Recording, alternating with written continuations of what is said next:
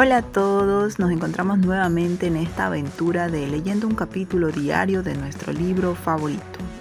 Yo me estoy alistando para ir a mis clases, pero ya les dejé grabado el capítulo número 2, así que espero que lo disfruten.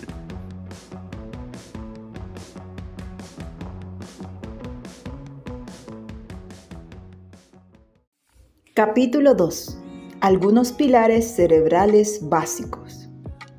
El cerebro humano es un órgano muy especial, no solo por lo que implica su funcionamiento, lo que quiere decir estar encargado de expresar la conducta, el lenguaje, el pensamiento y los sentimientos, sino como órgano mismo que en su contexto biológico. El proceso de la evolución biológica ha esculpido un cerebro muy diferente al que se puede encontrar en cualquier otro ser vivo, incluidos nuestros más cercanos antecesores vivos, los chimpancés. No solo en que se refiere a su tamaño y su peso, casi 1,5 kilos frente al medio kilo que pesa el del chimpancé, sino a su fina estructura y organización. Es cierto que muchas partes del cerebro humano y el del chimpancé, aun cuando de tamaños diferentes, tienen un diseño muy similar, pero no es menos cierto que otras partes representan diseños muy diferentes, en particular la corteza prefrontal, cuya organización neuronal y nodos de distribución de la información a otras áreas de la corteza son fundamentales en la elaboración de los procesos mentales y sobre todo en los que se refieren al pensamiento racional, simbólico y a la toma de decisiones, valores, normas y ética. El cerebro humano comienza su construcción a los pocos 16 días tras la fecundación. En el transcurso de su desarrollo intrauterino durante los periodos fetal temprano y fetal tardío, y en particular en este último, hay procesos muy activos de reorganización neuronal de la corteza cerebral. Este desarrollo continúa en la etapa postnatal temprana e infancia con una sobreproducción de circuitos neuronales en esta estructura del cerebro. Tras el nacimiento y hasta los 2 años de edad, hay un progresivo enriquecimiento del árbol dendrítico y el número de sinapsis aumenta. En esta etapa, la entrada de información sensorial es muy importante para el proceso postnatal de desarrollo de la organización sináptica. Ello ha sido estudiado particularmente en la corteza visual. Este papel de la información sensorial en el desarrollo y maduración de la sinapsis es esencial para entender los efectos generales de una gran cantidad de factores ambientales en el progreso postnatal de la organización de la corteza cerebral. La formación de sinapsis a lo largo del desarrollo difiere apreciablemente entre las diversas regiones del cerebro humano. Sabemos que el número de sinapsis dendríticas aumenta y alcanza su pico máximo entre las 34 y 36 semanas de gestación, para descender rápidamente tras el nacimiento. Después del nacimiento, a partir de los 2-4 meses y de modo general en la corteza cerebral, hay una sinaptogénesis progresiva y rápida. Esta sinaptogénesis varía según el área cortical de qué se trate. Por ejemplo, en la corteza visual el pico máximo se alcanza en los 8 meses. Después el sistema se remodela con una pérdida progresiva de sinapsis a los 11 años. Quedan solo el 60% de ellas. En el caso de la corteza prefrontal, este patrón es diferente. El máximo de riqueza sináptica se adquiere a los 2 años y esta progresión continúa más lentamente hasta los 7. A partir de esa edad, el proceso de neurogénesis se remodela con la pérdida de sinapsis que también alcanza el 40%. Pero a lo largo de los años y de forma muy gradual, por su parte el sistema límbico, el sistema emocional, termina su maduración sináptica entre los 4 y los 7 años, dependiendo de las estructuras de que se trate. El hipocampo, por ejemplo, estructura fundamental de los procesos de la memoria, adquiere ya una arquitectura neuronal, es casi idéntica a la del adulto a la edad de 4 años. De modo general, el patrón de desarrollo y pérdida de sinapsis en las áreas sensoriales, el sistema límbico, es mucho más temprano que en las áreas corticales de asociación y desde luego mucho más que en la corteza prefrontal. Tras el nacimiento, el cerebro es un continuum de actividad que aún bajo el gobierno de un poderoso programa genético es férreamente dependiente de su relación con el mundo sensorial y emocional que lo rodea. Es un juego, esta vez más específico, al que se le establece entre los genes que porta el individuo y el medio ambiente en el que vive, y que en buena medida hacen del ser humano ese ser diferente a todos los demás que hay en el mundo. Pero el cerebro, en su construcción, no es un proceso continuo, homogéneo y sincrónico consigo mismo y con el tiempo. Ya lo acabamos de ver a propósito de la sinapsis. El desarrollo cerebral se produce de una forma asincrónica, tiene tiempos diferentes. Los programas del genoma que dirigen dicho desarrollo específico tienen lo que podríamos describir como ventanas que se abren en un momento determinado, y es en ese momento determinado cuando cierta información del entorno sensorial, motora, familiar, social, emocional o de razonamiento puede entrar por ellas, y ningún momento es más óptimo que ese, pues estas ventanas abiertas se cierran con el tiempo para dar paso a la apertura de otras.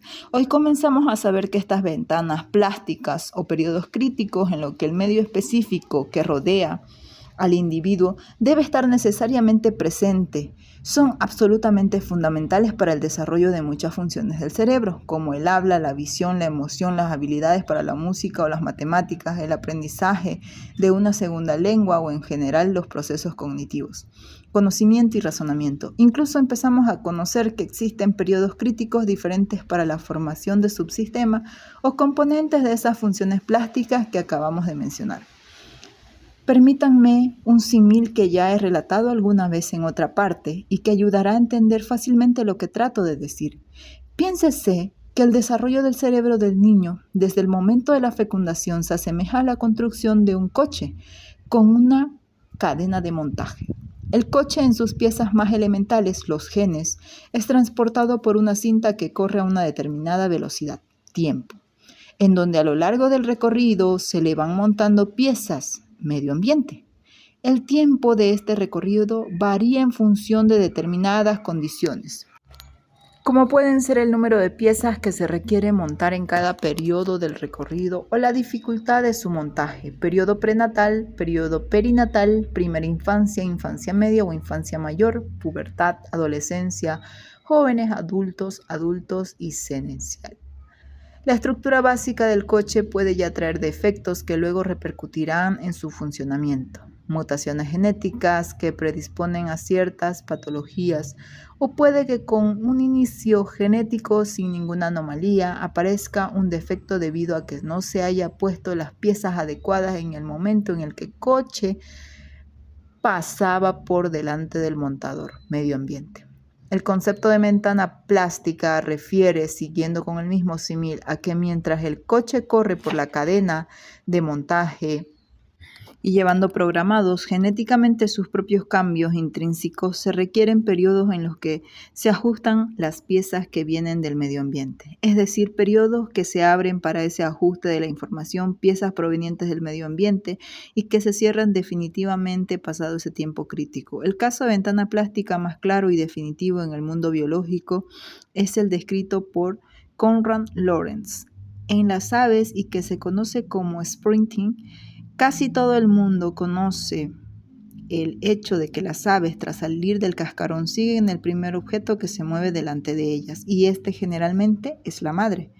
Puede durar solo unas horas, pasado este tiempo se pierde. En los niños recién nacidos ocurre otro tanto para otras muchas funciones. Por ejemplo, para la visión, el periodo de los primeros meses tras el nacimiento es tan crítico que una deprivación de la visión en el niño de tan solo una semana puede tener marcados efectos para su futura visión. Hoy se sabe que en la visión, el desarrollo de los diferentes circuitos en la retina, el tálamo y las numerosas áreas corticales que codifican diversos aspectos del mundo visual, como las formas, el color, el movimiento, etc., se desarrollan con ventanas plásticas que se abren a tiempos diferentes con una duración de unos pocos meses. Tal plasticidad alcanza a todos y a cada uno del resto de los sistemas sensoriales, pero también alcanza a otras funciones del sistema emocional, como las implicadas en los mecanismos de la curiosidad, la emoción, la atención, la empatía, la memoria, y que no terminan su maduración antes de los 4 años. lo que tiene implicaciones sobremanera importantes para desarrollar los procesos que claramente tienen que ver con los del aprendizaje y la memoria. Hay muchas otras ventanas plásticas, entre las que sobresalen de forma especial la del lenguaje. Parece que el habla no es algo con lo que se nace. Se nace con las potencialidades de hablar, pero solo el aprendizaje en un periodo de tiempo determinado logra convertir un hecho aquello que únicamente está en un potencial. En un niño que no ha oído hablar nunca a sus semejantes antes de los 7 u 8 años, jamás podrá hacerlo después o desde luego. Lo hará con enormes dificultades y limitaciones. La ventana plástica del lenguaje se cierra alrededor de esa edad. Las ventanas plásticas del lenguaje y de la visión que acabamos de mencionar son complejas y en ellas hay subventanas. Por ejemplo, en este caso, el proceso de adquisición de la semántica, significado de las palabras, es diferente en el tiempo a la adquisición de la sintaxis, construcción del lenguaje. O en el caso de la visión, la adquisición de los diferentes componentes del objeto visto, como el color, la forma o el movimiento, también es temporalmente diferente. Es más, parece que existen no solo ventanas para los grandes sistemas o subsistemas, sino microventanas de duración de horas o días en la conformación molecular de muchos microcircuitos en el cerebro. ¿Podrían estos conocimientos ayudar a definir mejor los tiempos de la enseñanza? Por ejemplo, la gramática del inglés o de una tercera lengua. ¿Cuándo para enseñar las matemáticas? Hay otras muchas ventanas plásticas, como aquellas que se abren alrededor de la pubertad, que aun cuando todavía poco conocidas a nivel neurobiológico, son de enorme relevancia. Y es que conocer los mecanismos por los cuales opera el cerebro emocional en esas edades tempranas y cómo procesa y codifica ese complejo ingrediente de carga genética, carga ambiental, biológica, educación y cultura en el contexto de una invasión hormonal crítica que abre el cerebro y fija nuevos patrones de conducta individual. Es absolutamente imprescindible para conocer las raíces biológicas de esa otra etapa convulsiva que es luego la adolescencia. Precisamente durante esos periodos relativamente largos que son la pubertad y la adolescencia, el cerebro sufre profundos cambios en su camino de construcción hacia el cerebro adulto, cambios que no solo de matriz o de modelado de un cerebro ya hecho, sino un auténtico hacerse. Cerebro adulto como la muerte de neuronas y el aumento o disminución del grosor y el árbol de conexiones de las que permanecen vivas. De estas ventanas que estamos considerando, hay un área del cerebro, la corteza prefrontal, que sufre un retraso de maduración considerable. Esta área del cerebro está implicada nada menos que en todo aquello que consideramos más humano, desde la ética, la moral, el razonamiento o la propia responsabilidad social, el control de las emociones, la impulsividad, hasta la toma de decisiones y la planificación responsable del futuro de la propia vida del individuo. Esta parte del cerebro de la que hablamos, de hecho, no termina de madurar hasta los 25 o 27 años, que es cuando ya han aparecido ciertos neurotransmisores y cuando se ha terminado de aislar con mielina los axones de las neuronas. ¿Qué ventanas se abren y cuáles se cierran en ese largo periodo tan crucial para la construcción madura del ser humano? ¿Qué ventanas se abren y cuándo se cierran durante la pubertad en esa cascada hormonal que invade y transforma el cerebro de los jóvenes? ¿Y cuándo, durante ese largo periodo de la adolescencia en el que, como acabo de señalar, mueren tantas neuronas y hay una nueva reorganización de ciertas áreas de la corteza cerebral? Y en todo esto, ¿qué elementos y estímulos del medio ambiente son más relevantes para una mejor educación y enseñanza de los adolescentes? Pero pasemos a considerar brevemente el cerebro ya formado y maduro. El cerebro humano adulto está constituido esencialmente por unos 100 millones de neuronas y otras células que llamamos glía. Un número casi 10 veces mayor, un conjunto de neuronas interconectadas y distribuidas en pequeños y amplios territorios de la corteza cerebral conforman los circuitos neuronales que codifican para funciones específicas. Hoy sabemos que este cerebro adulto, como continuación del periodo del desarrollo, sigue siendo plástico, cambiante. La propia neurona es plástica, es decir, está cambiando constantemente gracias al trabajo de sus propios genes. Y esto último se refleja obviamente en los circuitos que conforman estas neuronas, donde se generan quienes somos cada uno.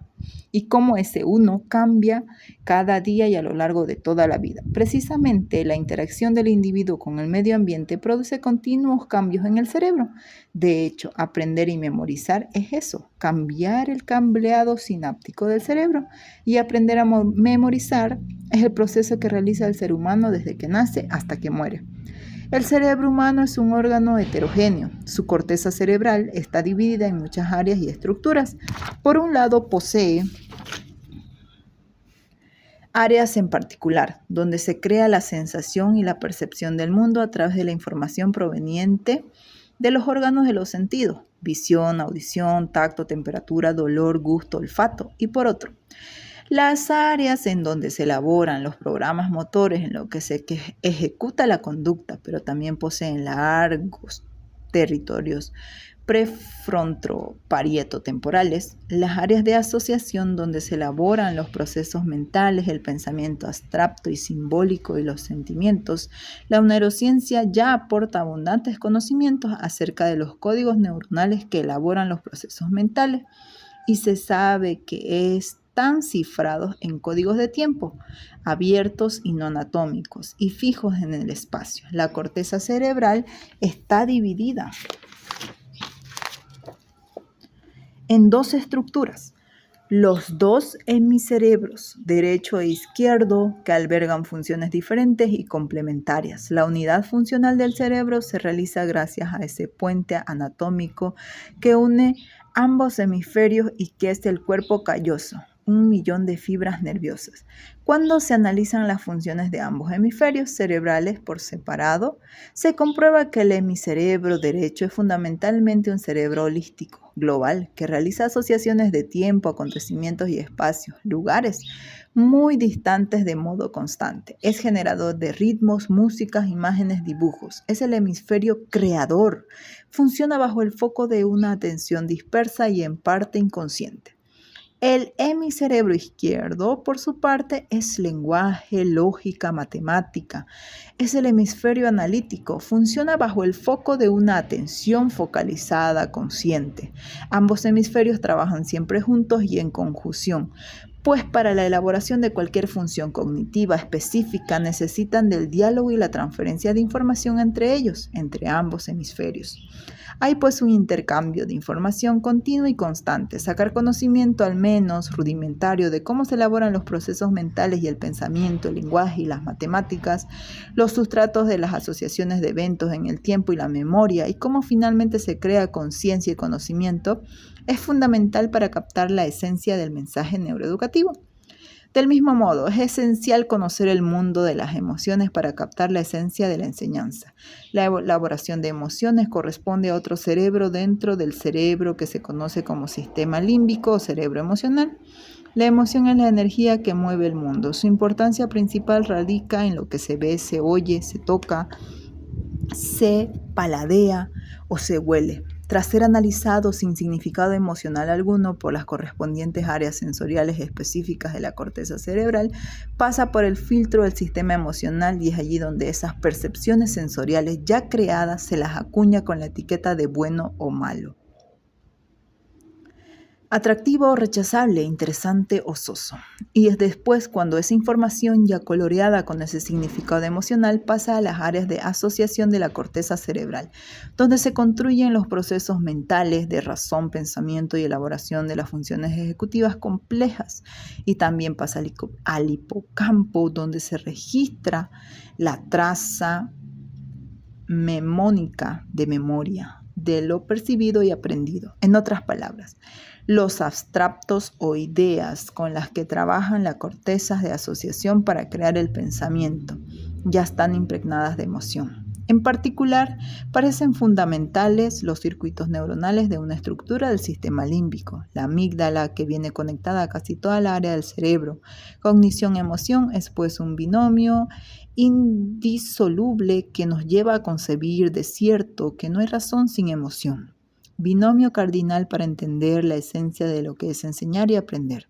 Sacaremos ventaja de estos conocimientos básicos en los capítulos que siguen. Esto ha sido la parte final del capítulo 2 del libro de Neurociencia de Francisco Mora, página 42.